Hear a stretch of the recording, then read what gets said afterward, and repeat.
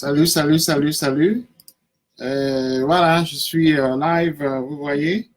Euh, je, je pense que j'ai promis être live et donc, quelles que soient les difficultés que l'on a, je tiens ma parole et puis celle-ci, du moins, est actée. Donc, voilà, je suis live maintenant. Nous avons dit 20 heures, je croyais que ce serait sur la télévision, mais nous avons encore des problèmes avec la télévision. Comme vous savez, c'est l'été, donc ce sont les vacances, et ça veut donc dire que, euh, euh, c'est-à-dire le staff en fait général de JCTV est en vacances. C'est la tradition française que nous avons, c'est pas la tradition américaine, c'est la tradition française ou bien européenne. Donc, nous travaillons avec une aile, mais ça ne veut pas dire que les questions que nous posons ne devront pas être prises au sérieux, parce qu'il s'agit maintenant de pouvoir réorienter la conversation de notre pays en général afin de la mettre sur des rails moraux qui sont essentiels et afin qu'il y ait une adéquation entre ce qui se dit à l'étranger, ce qui se fait à l'étranger et ce qui se dit et se fait au Cameroun.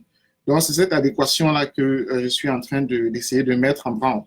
Parce que quiconque regarde ce qui se passe au Cameroun s'est sans doute rendu compte qu'il y a qu'il y a une division discursive qui est un peu classique en tyrannie, c'est-à-dire ce qui se passe au Cameroun, ce dont on parle au Cameroun, c'est comme si c'était sur la planète Mars, c'est comme si c'était c'est comme si le monde entier n'existait pas. Et ce dont on parle à l'étranger n'apparaît même pas dans les journaux au Cameroun. Donc, c'est une manifestation spécifique d'un mal, de quelque chose euh, qui, ça, qui ne fonctionne pas. C'est-à-dire qu'il y a une division discursive entre, d'une part, ceux du pays et d'autre part, ceux de l'étranger, entre les décisions qui sont prises au pays et les décisions qui sont prises à l'étranger. Alors, je vais prendre un exemple. Je vais prendre l'exemple des lois qui sont introduites qui sont introduites au Congrès américain. Elles n'apparaissent même pas dans les journaux au pays. C'est-à-dire qu'au pays, on n'en parle même pas du tout. C'est comme si ça n'existait pas du tout. C'est comme si ça n'avait aucune signification. De même, ce qui se passe en Europe avec la réunion du Conseil européen, les décisions qui sont prises. Au Cameroun, on n'en parle pas du tout. La suspension de l'aide militaire, du moins camerounaise, qui a des conséquences extraordinaires parce qu'après tout, c'est l'aide militaire, c'est le fondement de la relation entre le Cameroun et puis l'Occident, spécifiquement les États-Unis. Bien, les États-Unis décident de suspendre leur aide militaire au Cameroun. Et au Cameroun, on n'en parle pas du tout. C'est comme si ça n'existait pas. De même, vous voyez le président camerounais qui est là, il est dans son palais, il est caché dans son palais là. C'est-à-dire, c'est comme si le monde entier n'existait pas pour lui. Le monde est en train de tourner. Lui, il a son agenda là. On ne sait pas ce qu'il fait. Il ne fait aucune communication. Mais on voit seulement sa photo qui est partout.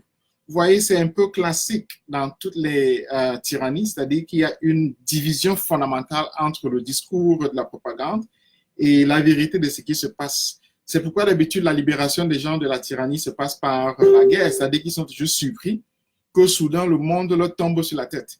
Et l'exemple classique ici, c'est un peu l'Allemagne. En fait, c'est toujours l'Allemagne. L'Allemagne sous Hitler, où la libération même des Allemands en 1945, il avait fallu qu'on les prenne individuellement et qu'on les amène dans des camps de concentration pour qu'ils voient d'eux-mêmes ce qui se passait dans leur propre pays et pour qu'ils se réveillent. Et en fait, pour qu'ils comprennent qu'ils ont été responsables d'un crime. Donc, vous voyez cette mise en captivité du Cameroun, de la scène publique camerounaise, parce que a des conséquences dramatiques. Et je le dis en insistant sur ces conséquences dramatiques-là, parce que ce sont des lois qui sont prises. Par exemple, lorsque le Congrès américain prend des lois, ce sont des lois qui ont des conséquences immédiates. L'une de ces lois, par exemple, c'est de faire que le sujet du Cameroun soit tablé au Conseil de sécurité. Et donc, et l'une de ces lois du Conseil de sécurité, c'est fait, par exemple, le dossier du Cameroun aille à la Cour pénale internationale. ce sont des chemins légaux qui ont des conséquences dramatiques sur autant les gens qui sont au pouvoir au Cameroun que, évidemment, les gens qui vivent au Cameroun, c'est-à-dire les gens en général, parce qu'aucun d'entre nous ne peut esquiver le fait, par exemple, que l'on traite du Cameroun au Conseil de sécurité, ou bien que l'on traite du Cameroun à la Cour pénale internationale, parce que les conséquences, c'est, par exemple, qu'il y a des gens au Cameroun qui seront arrêtés. Il y a des gens au Cameroun qui seront jugés, il y a des gens au Cameroun qui seront condamnés, et surtout des gens qui sont au pouvoir. Donc, vous voyez, ce sont des questions qui sont essentielles. Ce sont des questions qui font que ça crée une certaine, comment dire, ça crée une certaine nécessité de voir ce qui se passe à l'étranger, mais aussi en même temps de relier ce qui se passe à l'étranger avec ce qui se passe au Cameroun. Donc, ces deux choses-là sont essentielles. On peut évidemment dire qu'aujourd'hui, on ne peut plus rien cacher, que tout ce qui se passe apparaît dans les médias sociaux et que quelqu'un qui est au Cameroun sait évidemment ce qui se passe à l'étranger. Mais vous voyez, une partie de votre impôt, une partie de l'impôt des Camerounais est utilisée pour financer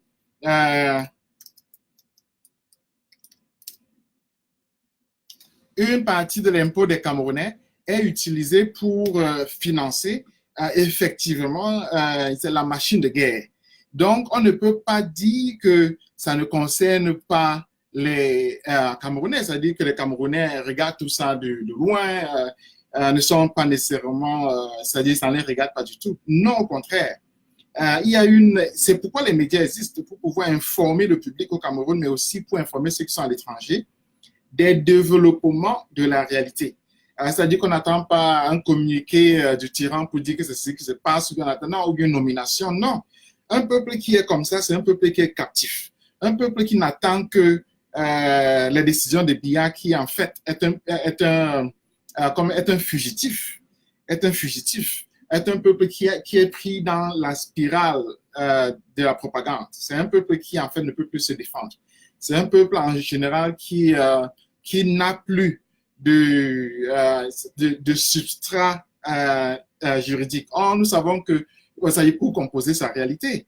Or, nous savons que le substrat juridique, c'est ce qui verbalise la position de principe.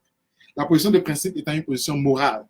Je sais que je suis là très théorique et je m'en excuse vraiment. Je m'excuse d'être théorique, je m'excuse toujours d'être théorique. Mais je crois que à un certain moment, autant je parle à mes mamans, à mes papas, etc., à un certain moment, il faut que je parle aux intellectuels. Il faut que je parle à ceux qui structurent l'espace public, qui structurent la vérité même de notre vécu, mais aussi qui donnent un sens à la vie en général, c'est-à-dire qui font que l'on ait des lois qui décident de ceci, bien qui décident de cela. Donc, j'étais en train de dire que la déconnexion entre la réalité de ce qui se passe et la verbalisation de cette réalité-là fabrique, c'est un peu classique des tyrannies. C'est vraiment classique des tyrannies. Il faut lire l'un des livres les plus beaux, les plus instructifs ici. C'est sans doute le livre de Hannah Arendt. Il faut le lire. C'est lui qui vous dit clairement comment est-ce que la tyrannie fonctionne, pourquoi est-ce que la tyrannie fabrique des genres de citoyens spécifiques.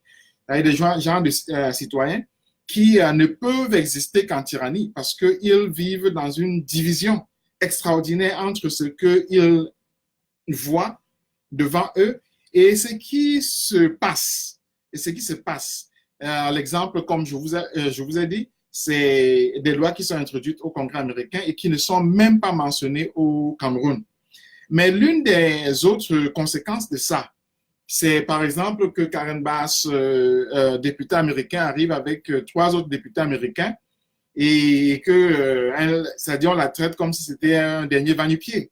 C'est-à-dire on la traite comme si ce n'était rien du tout. Et on le lui dit d'ailleurs, c'est-à-dire on lui empêche d'avoir accès au lieu du génocide. Donc c'est ça. Ça veut donc dire que les personnes même qui sont d'importance soudain arrivent au Cameroun et le tyran qui est pratiquement sûr de sa propre tyrannie se décide de couper son peuple de cette vérité-là qui prend l'avion pour arriver chez lui. Vous voyez donc la décision d'interdire à quelqu'un qui vient, en fait, témoigner pour le Cameroun parce que Karen Bass, lorsqu'elle arrive, elle est noire américaine. Et donc, elle n'a aucun avantage singulier à ne pas être pour le Cameroun parce qu'elle est noire. Donc, d'emblée, elle est l'ambassadrice de la race noire, l'ambassadrice de l'Afrique, l'ambassadrice du Cameroun. Donc, lorsqu'elle arrive au Cameroun et qu'on lui interdise l'accès à l'espace qu'elle veut voir, ça veut donc dire que le gouvernement camerounais a beaucoup de choses à se reprocher.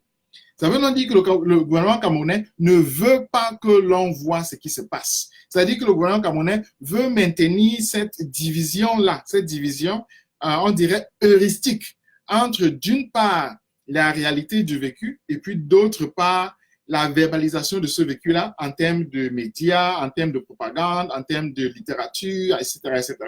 Vous voyez, c'est un peu ça, cette déconnexion-là. Et cette déconnexion-là, ça peut être exponentielle, elle peut vraiment être exponentielle. Et son exponentialité, c'est-à-dire le fait que ça devienne grave, ça devienne vraiment exagéré, fait que le citoyen lambda ne se rend même pas compte qu'il est en train de commettre un crime. C'est-à-dire que c'est un peu comme un enfant. Un enfant, par exemple, je m'excuse, un enfant lorsqu'il renverse quelque chose, lorsqu'il traverse la route, il ne sait pas qu'il est en train de se mettre en danger. Un enfant, lorsqu'il renverse quelque chose, il ne sait pas que cette chose-là peut se casser. Un enfant, lorsqu'il, je ne sais pas trop, lorsqu'il fait quelque chose, il ne sait pas. Donc, il lui manque la conscience de la réalité de ce qui se passe. Et donc, l'enfant commet donc un crime sans le savoir. L'enfant pose des actes sans savoir la conséquence de ceux-ci. L'enfant, c'est-à-dire détruit des choses sans savoir la conséquence de ceci. Et donc, pour pouvoir rendre le génocide possible, il faut transformer les citoyens en enfants. Il faut faire de telle sorte qu'ils acceptent le crime comme étant la seule possibilité possible, comme étant la seule chose possible. Ils acceptent donc le crime de masse comme étant la chose qui est nécessaire, qui est juste. Il faut que les citoyens acceptent en fait le génocide comme étant une chose qui en fait, qui est si logique, si inévitable que ça devienne la vérité simple. Et donc, il faut vraiment que la population, le peuple, accepte de vivre avec les génocidaires comme si c'était leur frère.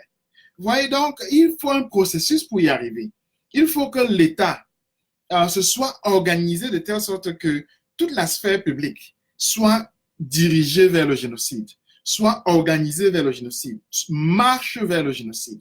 Et donc, c'est ce qui se passe au Cameroun, vous voyez, c'est-à-dire le Cameroun se retrouve dans une situation où la déconnexion là de la réalité fait que le citoyen camerounais actuellement, vraiment, c'est un citoyen camerounais horrible. Horrible. Donc, je vais vous donner un exercice. Allez sur les groupes, allez dans les groupes camerounais et comparez les groupes camerounais avec les groupes, par exemple, sénégalais, avec les groupes guinéens, avec les groupes, je ne sais pas trop. Comparez. Vous allez voir que dans les groupes camerounais, il y a beaucoup de violence. Il y a une violence verbale extraordinaire. Il y a une violence verbale qui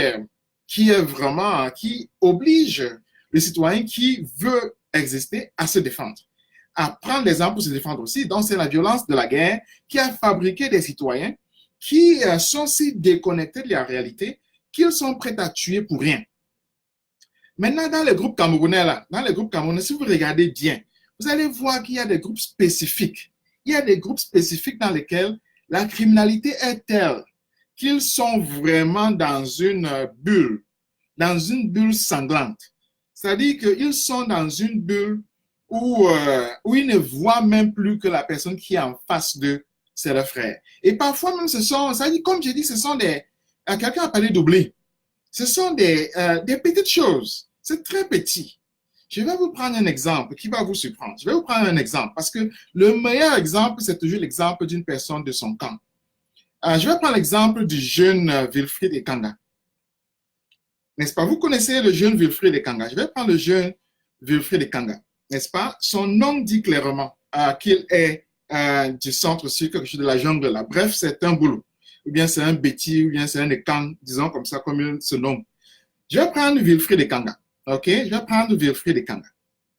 Vous avez bien compris. Je prends Wilfried Ekanga.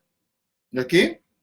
Donc, je vais baser mon argumentaire sur l'exemple de Wilfried Ekanga. Déjà parce que ça s'est passé ces derniers jours-ci, c'est-à-dire aujourd'hui, mais surtout parce que c'est emblématique du citoyen camerounais. C'est emblématique du citoyen camerounais qui est devenu un enfant de la tyrannie, qui est devenu si captif de la tyrannie qu'il se rend plus compte de la criminalité dans laquelle il vit.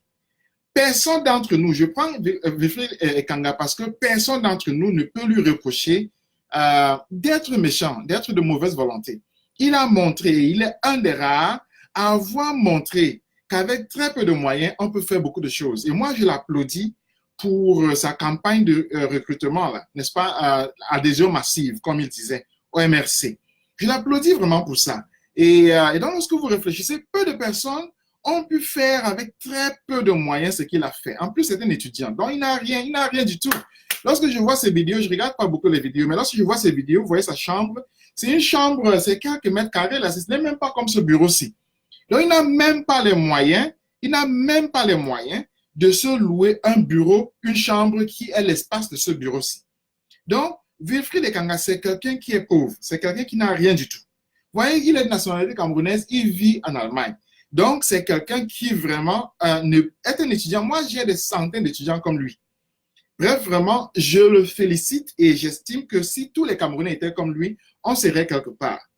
Mais voilà, mon sujet aujourd'hui, je le prends comme exemple. Et comme je dis, je prends un exemple vraiment simple. Un exemple simple, n'est-ce pas? Un exemple très simple sur lequel il y a au moins, au moins la certitude qu'on ne peut pas lui reprocher beaucoup de choses et qu'il est de bonne volonté. Et qu'il ne s'engage pas ni pour l'argent, ni pour sa tribu, ni pour quoi que ce soit. Il est vraiment bon. C'est le Camerounais exemplaire. C'est le citoyen camerounais vraiment que l'on recherche. C'est quelqu'un que chacun d'entre nous montrerait comme exemple. Voilà. Dans la même ville où il est, dans le même pays où il est, Wilfried Ekanga, dans le même pays où il est, il y a un autre Wilfried. C'est un autre Wilfried qui, lui, par contre, est Bamileke. Il s'appelle Wilfried Siwe. J'ai déjà parlé de Wilfried Siwe ici, et plusieurs fois d'ailleurs.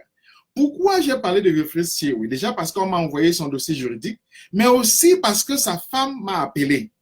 Parce que sa femme m'a recherché, m'a appelé de partout, ce qui fait que je suis obligé de suivre son cas. C'est comme ça que ça se passe. Les gens m'appellent, etc. Bref, concierge de la République. Il n'y a aucun cas qui ne vienne ici. Et avant que je n'ai ce bureau-ci, les cas venaient dans mon bureau en général. Donc, sa femme m'a appelé. Elle m'a dit que ce n'est pas normal. Sa femme est togolaise. Sa femme m'a donc appelé. Elle m'a dit que ce n'est pas normal. Qu'elle est allée au Cameroun. On a arrêté son mari. On a jeté son mari. On a arrêté son mari même avec les enfants. Il a 2 enfants. Ils allaient au Cameroun en vacances. Wilfried Siwe est un Camerounais de nationalité allemande. Moi, je suis un Camerounais de nationalité américaine. Vous voyez. Donc, on a le même niveau en termes de papier. Il n'a pas de problème de paperasse. Il a un boulot. C'est un ingénieur. Il travaille pour Siemens. C'est un ingénieur, je répète, il travaille pour Siemens. Siemens, c'est l'une des compagnies les plus musclées en Allemagne. Donc, c'est quelqu'un qui a un bon salaire. Lorsqu'il s'en va au Cameroun, c'est lui qui gère tout le monde. Lorsqu'il s'en va au Cameroun, c'est Wilfried Siwe qui gère tout le monde parce qu'il a des moyens. Il est bien situé. Il n'a pas de problème. Il a un salaire. Alors, Wilfried Siwe qui a une nationalité qui n'a pas de problème, qui a un salaire, un boulot, il s'en va au Cameroun, il est arrêté parce qu'il a fait une photo, c'est-à-dire parce qu'il a pris un appareil comme celui-ci, et il a fait une photo lors du procès, n'est-ce pas, des militants qui ont été arrêtés le 26 janvier. En fait, lors de l'une de leurs apparitions au procès, il a fait une photo, ou bien quelques photos. On l'a arrêté, et donc, on l'accuse soudain d'avoir fait tout ce que la BAS a fait. On l'accuse d'avoir fait tout ce que la BAS a fait, d'avoir pissé sur la photo de Biya, d'avoir cassé l'ambassade, etc., etc. On l'arrête, on le jette en prison. Vous voyez comme j'ai dit. OK. 1.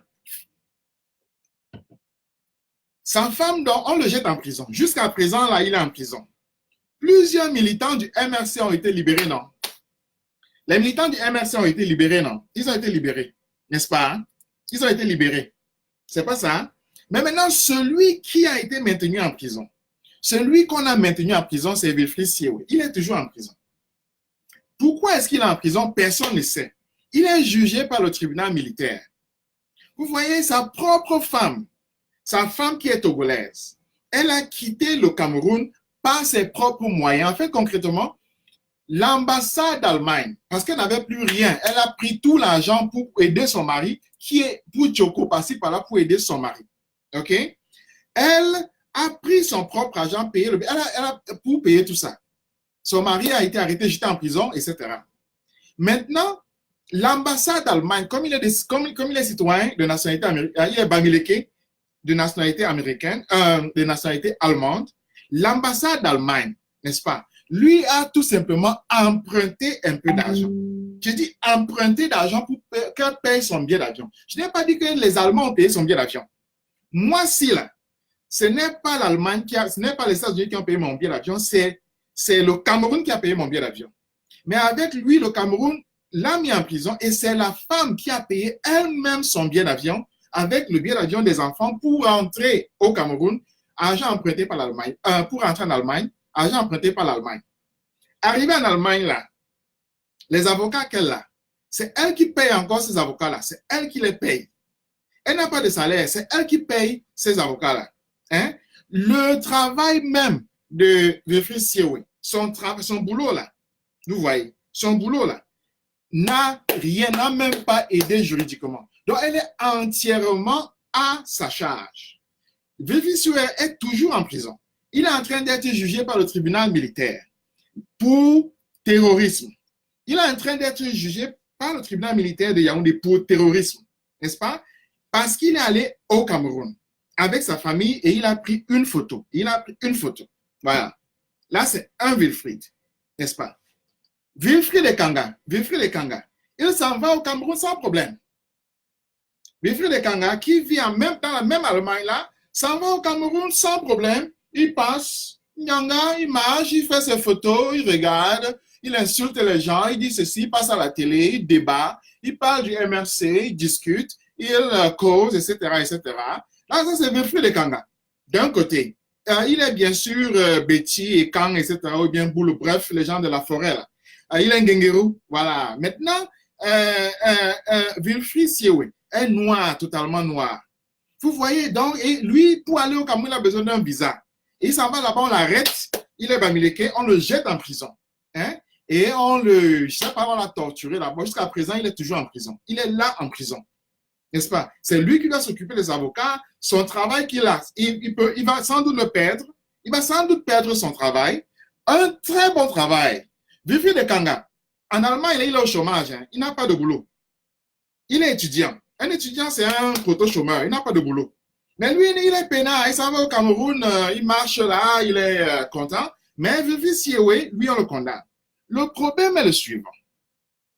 Le problème, c'est que les deux là, ce sont des frères. Les deux là vivent des réalités différentes. Comme vous voyez très bien, Wilfrid Ekanga n'a jamais parlé de Wilfrid Siewé. Jamais. Jamais. La preuve, c'est que la femme de Wilfrid Siewé, c'est moi qu'elle contacte pour parler de son mari. Alors que Wilfrid Ekanga est en Allemagne là, parle tout le temps, a la possibilité d'écrire des trucs, il n'a jamais, mais alors jamais parlé. Jamais. Vous voyez donc que même une personne qui est de bonne volonté, même une personne qu'on ne peut pas juger méchante, même une personne dont on connaît quand même la bonté de cœur, est prise dans la captivité de ce régime. Vous voyez donc, Wilfrid Ekanga est entièrement victime de ce pays-là, c'est-à-dire que de ce régime, si victime que sa propre tête est entièrement dans le sac de ce régime. C'est si dans le sac de ce régime qu'il ne se rend même pas compte qu'un Camerounais comme lui, de la diaspora allemande comme lui, bamileke et il n'est pas bamileke, est en prison là. Et pour rien. Vous voyez, donc ce sont des choses comme ça qui sont extraordinaires. C'est extraordinaire pourquoi? Parce qu'on ne se rend pas compte d'elles.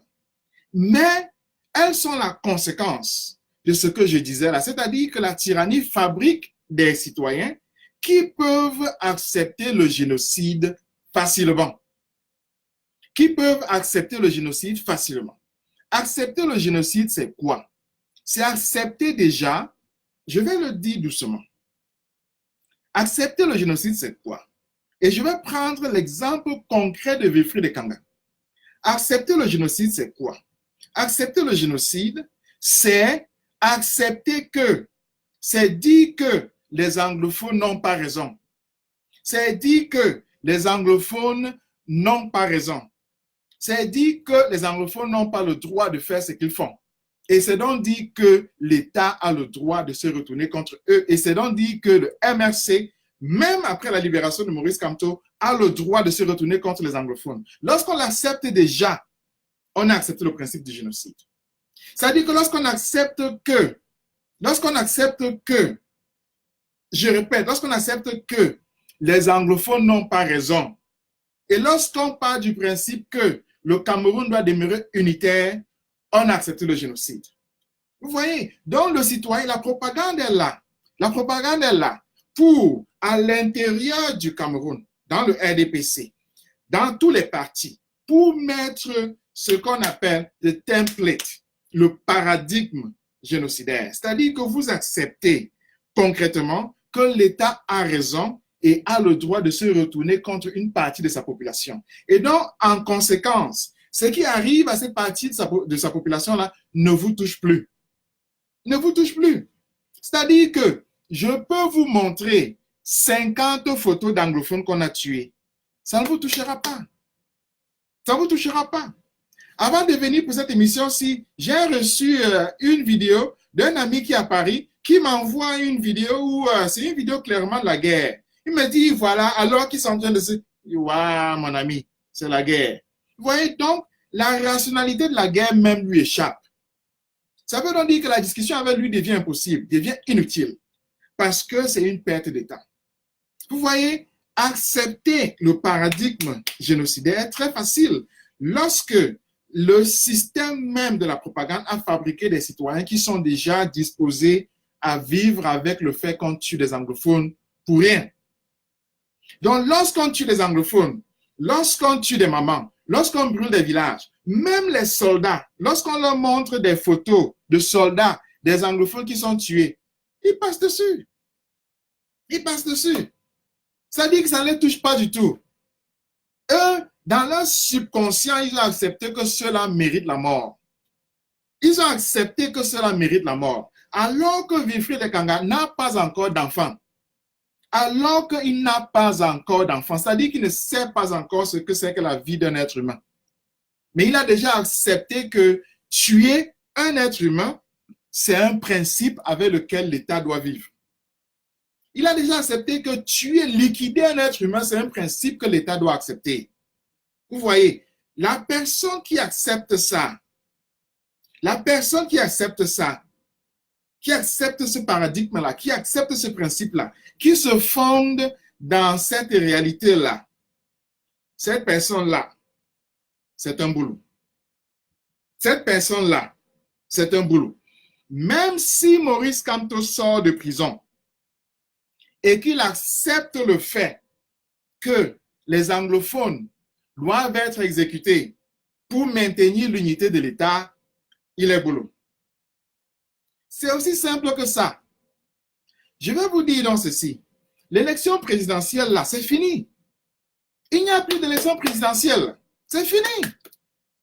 On n'est plus là pour comparer les programmes politiques, pour dire tel fait le socialisme, tel fait ceci. Non. On est là parce que au Cameroun, la vie a perdu de sa valeur. Sinon, je ne prendrais pas le temps tous les jours de venir ici parler. C'est parce que la vie a perdu de sa valeur. La vie a si perdu de sa valeur que, regardez, voilà là Maurice Kamto, voilà là Michel Ndoki, voilà Valsero. Qui parle encore d'eux? Qui parle encore d'eux? Qui parle encore d'eux? Qui? Ils peuvent mourir. C'est fini comme ça. C'est fini comme ça. C'est si grave que les gens qui sortent de prison là, on gère ça de manière confidentielle. C'est-à-dire qu'ils sortent de prison comme si ce qu'ils avaient commis comme crime là, ou bien ce pourquoi ils sont allés en prison, était un crime individuel. Alors qu'ils sont allés en prison pour le bien commun. Vous comprenez qu'il n'y a même personne pour les acclamer ou les accueillir. Il n'y a personne pour leur offrir de l'eau. Il n'y a personne pour leur offrir à manger. Il n'y a personne en fin de compte pour leur dire nous sommes là.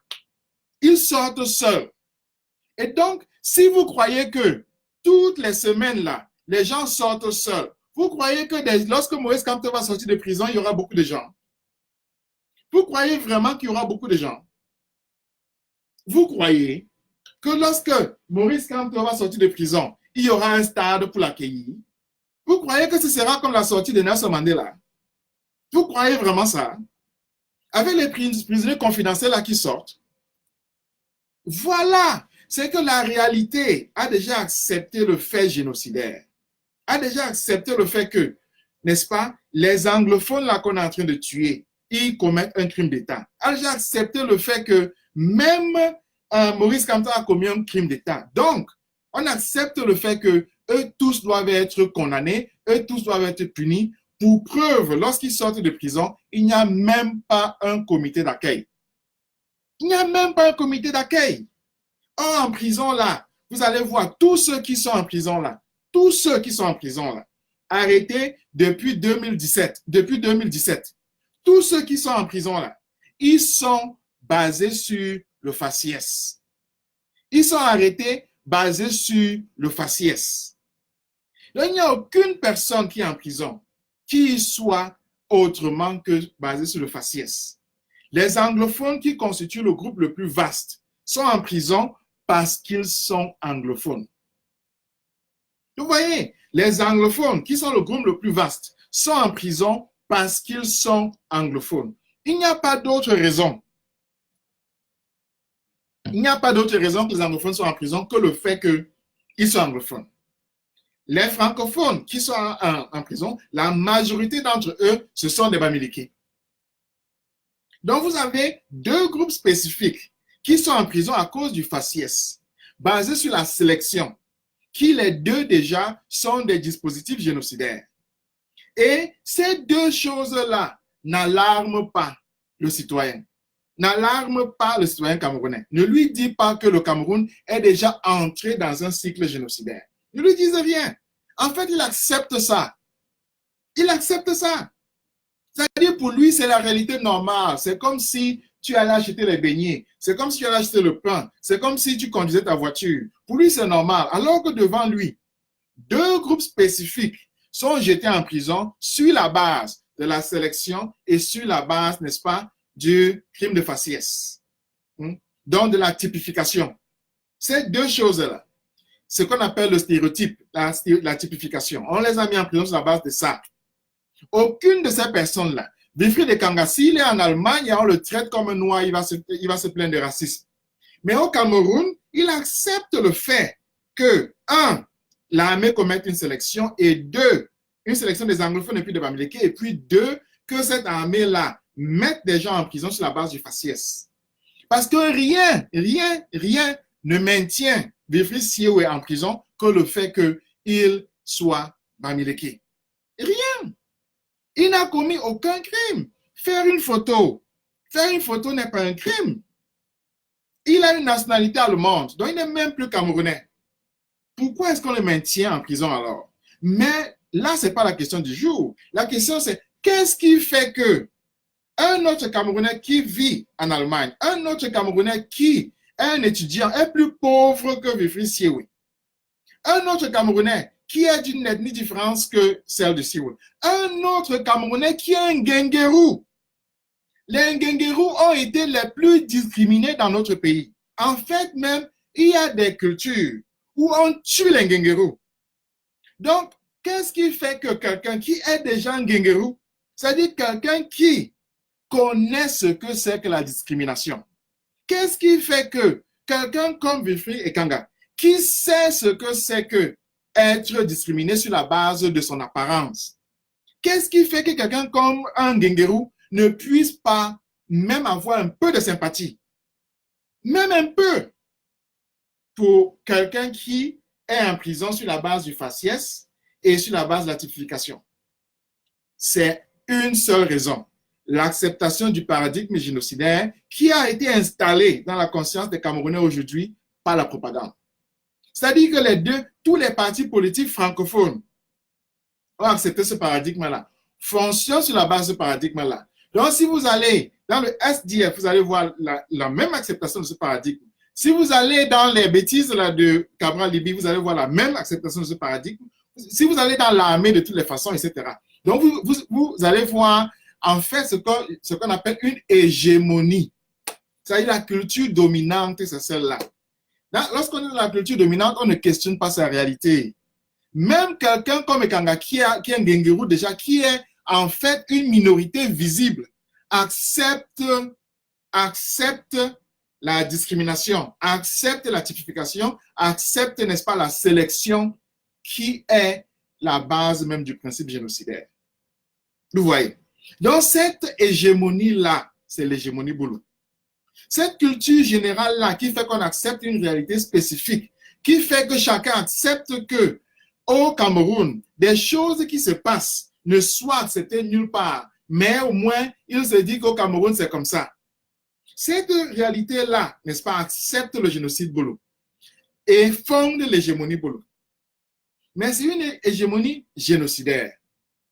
Vous comprenez ce que je suis en train de dire? C'est une hégémonie génocidaire parce qu'elle accepte le fait, elle accepte la réalité qu'on puisse exécuter des anglophones, on puisse jeter en prison des Bamileke sur la base de leur typification comme étant comme étant X, Y ou bien Z, les anglophones sur la même base et qu'ils soient sélectionnés sur cette base-là et puis qu'ils soient mis en prison sur cette base-là. Concrètement, sans avoir commis ce crime. Et là, c'est uniquement pour la prison. Ils peuvent être exécutés, ils peuvent être menés en exil, ils peuvent être chassés, n'est-ce pas? Comme par exemple, Vivis Siewe, il a été condamné à l'exil, qui sort du Cameroun, il rentrera plus au Cameroun. Et j'ai rencontré de nombreux Camerounais à l'étranger comme ça, qui sont en exil parce que le Cameroun les a systématiquement chassés, n'est-ce pas? Mais pour quelqu'un comme Ekanga, qui lui, il a son passeport camerounais, il est beau là, il est de la bonne ethnie, hein, n'est-ce pas? Et il se permet d'avoir une relation, même comme il est Ngengeru, il se permet d'avoir une relation, n'est-ce pas, de condescendance envers les autres. Vous voyez donc, il est Ngengeru, mais lui, il est condescendant par rapport à d'autres qui, au Cameroun, en fait, ne le respectent pas du tout. Parce que moi, je viens d'une culture où les Ngengeru ne sont pas respectés, n'est-ce pas? Mais lui, ça ne lui fait rien du tout. Il regarde les autres avec un regard supérieur, etc. Tout simplement parce qu'il est installé dans l'hégémonie, dans la culture hégémonique Boulou. C'est de quoi il s'agit. C'est-à-dire qu'il s'agit d'un paradigme qui fonde le génocide et fait que ce génocide-là soit accepté. Donc, ce génocide-là ne peut être accepté que lorsque l'hégémonie installe son principe, lorsque tout le monde, en fait, l'accepte. Lorsque vous voyez quelqu'un qui est là, il parle de fédéralisme, etc., demandez-lui si dans son fort intérieur, il accepte que les anglophones ont raison. Il accepte que les anglophones ont le droit à l'autodétermination, que les anglophones ont le droit, n'est-ce pas, à faire ce qu'ils veulent de leur corps, de leur terre, de leur culture, de leur univers, etc. Demandez-lui. Il va dire, je veux le fédéralisme à 10 États, je veux le fédéralisme à 5 États. Mais c'est quoi ça? Les États-Unis ont commencé sur un fédéralisme à 13 États et maintenant nous sommes sur un fédéralisme à 50 États aux États-Unis. Le Nigeria a de même commencé sur un fédéralisme à 3 États. Actuellement, ils sont sur un fédéralisme peut-être à 30 États. Donc, se battre pour le fédéral à 10 États, à 5 États, c'est une perte de temps, c'est une escroquerie intellectuelle, ça n'a pas de but. Ça n'a pas de but, ça n'a aucun but. Ce qui est fondamental, c'est reconnaître le droit à la vie des citoyens. C'est reconnaître le droit à l'existence des citoyens. C'est reconnaître le droit, n'est-ce pas, à l'autodétermination des citoyens, qui est d'avoir une autodétermination individuelle, ensuite une autodétermination culturelle, linguistique, etc. C'est de quoi il s'agit. C'est-à-dire, il s'agit de dire, si on accepte que les anglophones ont un droit, alors si on n'accepte pas, on est dans le paradigme génocidaire, on est Boulou. Lorsqu'on n'accepte pas, même si on est Ngengeru, on est dans la culture générale Boulou. Même si on défend le MRC, on est Boulou. Point final. C'est très simple. C'est vraiment aussi simple que ça. Donc, la question qui se pose aujourd'hui, je vais prendre les dernières 15 minutes pour vous expliquer ça et on n'en parle plus. La question qui se pose, c'est laquelle? Les Boules, n'est-ce pas, c'est un groupe tribal, non? N'est-ce pas, c'est un groupe ethnique, non? OK. L'exemple simple, c'est que le génocide n'est pas toujours commis à partir du même principe, à partir du même groupe. On peut dire que les Allemands, c'est un parti politique. Clair. Les Allemands, c'est un parti politique, on est d'accord là-dessus. Il n'y a même pas de discussion, c'est un parti politique. C'est un parti politique qui n'avait jamais gagné d'élection en Allemagne, on est d'accord là-dessus. C'est un parti politique qui était minoritaire, mais c'est un parti politique qui était compris de centaines de milliers de personnes. Vous voyez. La question qui se pose dans c'est de savoir si toutes ces centaines de milliers de personnes étaient Hitler, si toutes ces centaines de milliers de personnes étaient au niveau de la culture dominante, c'est-à-dire de la hiérarchie dominante du parti nazi. Non, non. Il y avait en Allemagne ce qu'on appelle Mitmacher. Mitmacher. Quelque chose dans l'Allemagne, c'est que c'est un pays que moi je connais très bien. J'ai enseigné à Berlin pendant quand même 2 ans. J'ai enseigné à Francfort pendant à peu près 5 ans. Donc c'est un pays qui est chez moi. Je parle allemand couramment. Je suis chez moi en allemand. Donc, il y avait dans la culture nazie ce qu'on appelait les Mitmacher, c'est-à-dire des gens qui sont des petits, etc., qui en fait souffrent. C'est-à-dire qu'ils n'ont rien du tout, mais ils sont des nazis. Donc, ils supportent Hitler. Chez les Boulous, c'est comme ça. Il y a des gens qui profitent du système, c'est clair, mais plus on descend, plus il y a des gens qui n'en profitent pas, mais qui supportent ce système-là. Donc, il y a cette carapace-là, et ça, c'est fondamental. Il faut commencer avec elle. Donc, il est hors de question que l'on me dise, que les Boules ne commettent pas un génocide parce que c'est eux qui ont la carapace. Tous ne sont pas au niveau de ceux qui dirigent. C'est impossible. Tout le monde ne peut pas diriger. C'est impossible, tout le monde ne peut pas diriger. Mais en même temps, plus on descend, plus on se rend compte que dans cette tribu-là, dans cette ethnie-là, évidemment, la responsabilité par rapport à ce qui se passe dans le nord-ouest et le sud-ouest est acceptée. L'un des exemples est vraiment simple. Lorsque vous voyez le recrutement dans l'armée qui a eu lieu l'année passée, dans l'armée, il y a eu le tour du pays. Betty Assomo avait eu l'idée extraordinaire de faire le tour du pays pour le recrutement. Vous avez vu dans le sud, mais les rangs étaient les plus longs. Vous avez vu vous-même.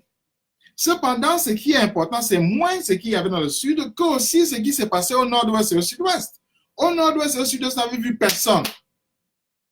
Il n'y avait personne. Personne n'est venu.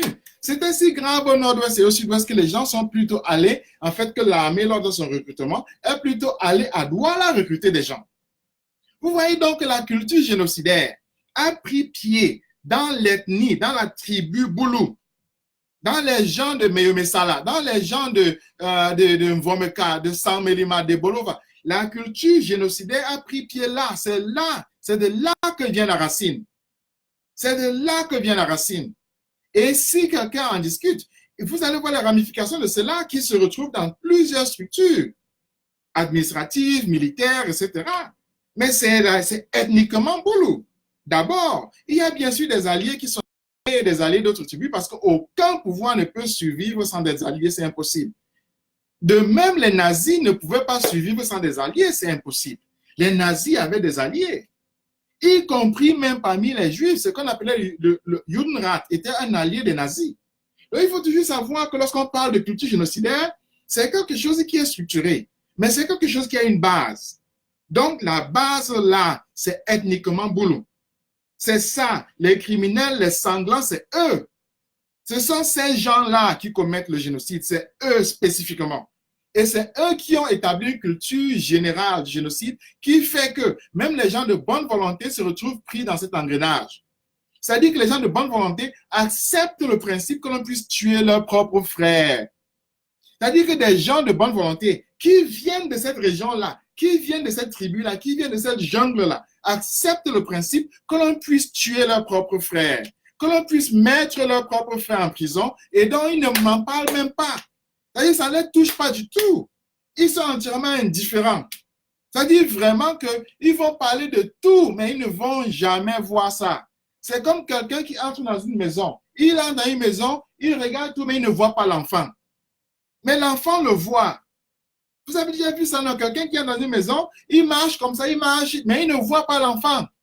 Mais l'enfant le voit. C'est de quoi il s'agit. C'est que cette personne-là a été aveuglée par le système dans lequel elle se retrouve, le système de la maison. Mais il n'a pas vu l'enfant. C'est de quoi il s'agit. C'est-à-dire que quelqu'un qui est dans la culture hégémonique boulot, génocidaire, ne voit pas que les anglophones sont en train d'être tués, ne voit pas que les anglophones sont en train d'être génocidés, ne voit pas que les Bamileke sont en train d'entrer dans ce même système génocidaire. Et donc, même s'il vit dans le même pays que quelqu'un comme Wilfrid Siwe, il sait lui-même qu'il est dans le vrai, mais il ne peut pas voir qu'il a accepté la structure génocidaire qui est hégémonique. C'est simple. C'est vraiment très simple. Donc, il est hors de question. Il est hors de question de dire que, n'est-ce pas, que c'est un parti politique parce que la structure génocidaire n'est pas toujours basée sur le même principe. Comme quoi, parce que les nazis étaient un parti politique, alors les Boulous vont aussi être un parti politique, mais non. Mais non, c'est une tribu bien précise. C'est une tribu bien précise qui établit des alliances. Et qui font qu'elle devienne hégémonique. Cette alliance-là dicte le comportement des gens, le comportement politique, dicte la réalité des gens, dicte même leur acceptation de la réalité. N'est-ce pas? Parce qu'ils marchent dans une maison et parce qu'ils sont dans cette maison-là, ils ne voient pas l'enfant. Ils ne voient pas l'enfant. Donc, c'est ça qui est fondamental. Et lorsqu'on se rend compte de ça, on se rend compte que la question la plus urgente de notre pays, la question fondamentale de notre pays, c'est comment arrêter le génocide. C'est comment arrêter le génocide, c'est ça la question. La question, ce n'est pas tel est du MRC, tel est du RDPC, tel est, etc., tel est du STF, tel est du... Non! Le MRC n'a jamais donné la vie à un être humain. Quel est l'enfant que le MRC a accouché? Dites-moi, le MRC a accouché qui? Le MRC m'a accouché. Quand même. Le MRC a accouché quel enfant? Non, dites-moi. Le MRC a accouché qui? Le SDF a accouché qui? A accouché qui? Le RDPC a accouché qui? Vous voyez donc, la question ne peut pas être tel est du MRC, tel n'est pas du MRC, tel est tel. Non! La question, c'est le respect de la vie. C'est la vie, là. C'est ça le socle. C'est ça le fondement. C'est ça qui est le commencement de tout. Comme on dit, l'alpha et l'oméga. Le MRC n'a pas la capacité d'accoucher un être humain. Le MRC ne peut même pas accoucher un enfant. Ne peut pas. Le MRC n'a pas de testicules. Le MRC n'a pas d'ovaire. Le MRC n'a pas de ventre. Le MRC n'est pas un être humain. Le MRC ne peut pas accoucher. C'est simple. Donc la question ne peut pas être que le MRC a fait quoi, le MRC a fait ceci. Non. La question ne peut pas être que le RDPC a fait ceci, le RDPC a fait cela, ou bien le parti de le SCF. Non. La question, c'est le respect de la vie. C'est comment est-ce qu'on en est arrivé là? Comment est-ce qu'on en est arrivé là? Que dans une partie de la population camerounaise, un groupe bien précis, c'est-à-dire les Boulous, c'est-à-dire une tribu bien précise, les Boulous, acceptent l'exécution de leurs propres frères. Comment est-ce qu'on en est arrivé là? Qu'un jeune aussi intelligent que Kanga, pendant un an, pratiquement, n'est-ce pas, ne mentionne jamais Wilfrid Siwe qui a le même nom que lui, qui est son homonyme.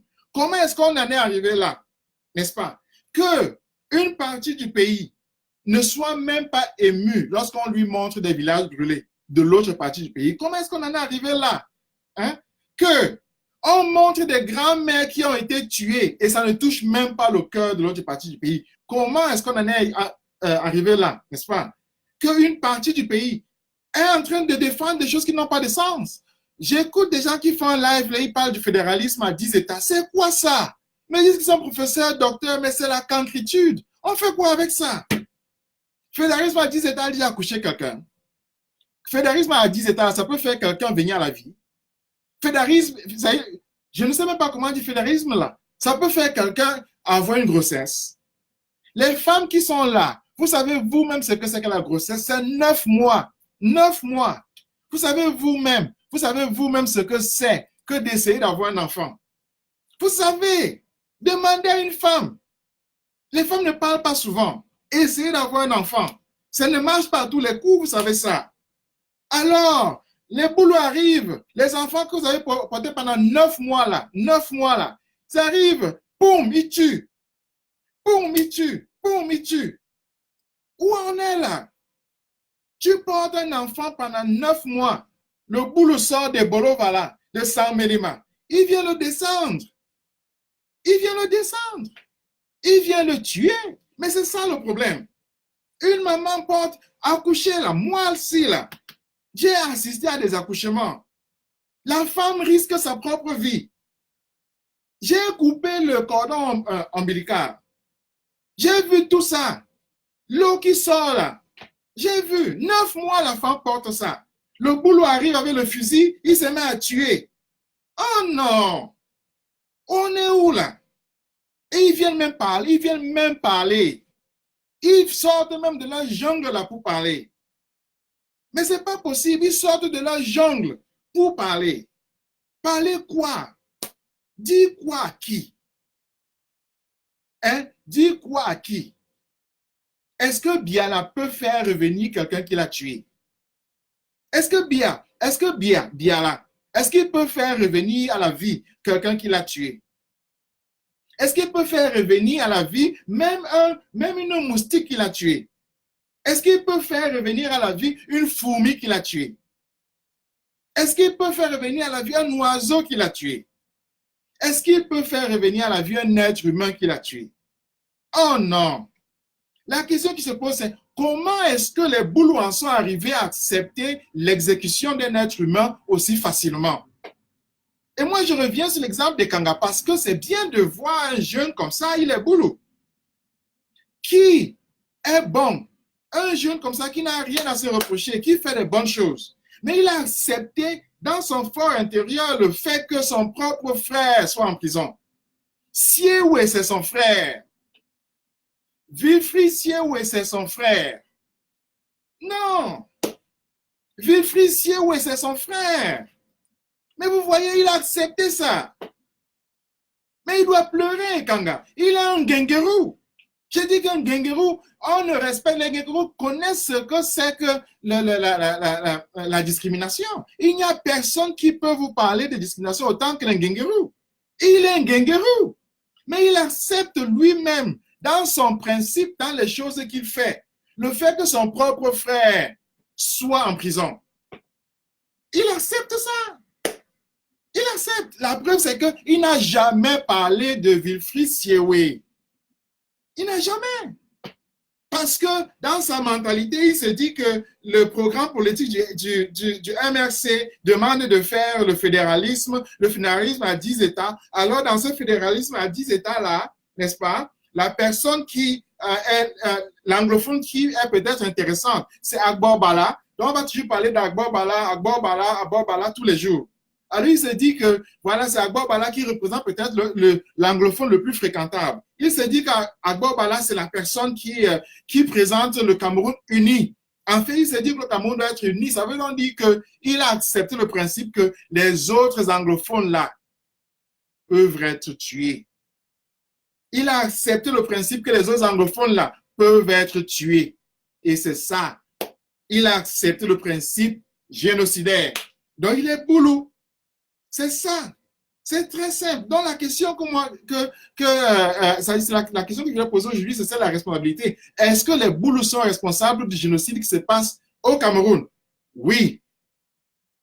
Les Boulous sont responsables du génocide qui se passe au Cameroun. Et d'abord, les Boulous tribaux. Les Boulous tribaux, d'abord, eux, ils sont responsables à 100% du génocide qui se passe au Cameroun parce qu'ils ont accepté le principe hégémonique qu'une partie de la population du Cameroun peut être tuée, peut être liquidée. Ils sont responsables. Ils sont à 100% responsables de celui qui est au sommet, Biya, au plus petit. Au plus petit, ils sont tous responsables. Ils sont tous. J'ai dit qu'ils sont tous responsables. Parce qu'ils ont accepté, même ceux qui sont dans l'opposition, comme les Kangas, etc., ils ont accepté le principe génocidaire. Et c'est ça le crime. C'est ça le crime. Ils ont accepté, dans la Bible, je vais vous prendre la Bible. La Bible avait l'histoire de Caïn et son frère. Dieu a demandé à Caïn, où est ton frère? Donc, moi, je veux que le jeune Ekanga, où est ton frère? C'est très simple. Où est ton frère? Où est ton frère? Where is your brother? Où est ton frère? Ton frère est en prison. Qu'est-ce que tu as fait pour le libérer? C'est ça la question. Elle est très simple. Qu'est-ce que tu as fait pour le libérer? Pourquoi est-ce que c'est moi, Patrice Ngana, qui vais m'occuper de sa libération? Pourquoi? Il est en Allemagne avec toi. Et c'est moi aux États-Unis qui vais me chercher sa libération. Pourquoi? Qu'est-ce que tu as fait de ton frère? C'est la question que je vous laisse là. Et cette question-là s'adresse à tous les Camerounais.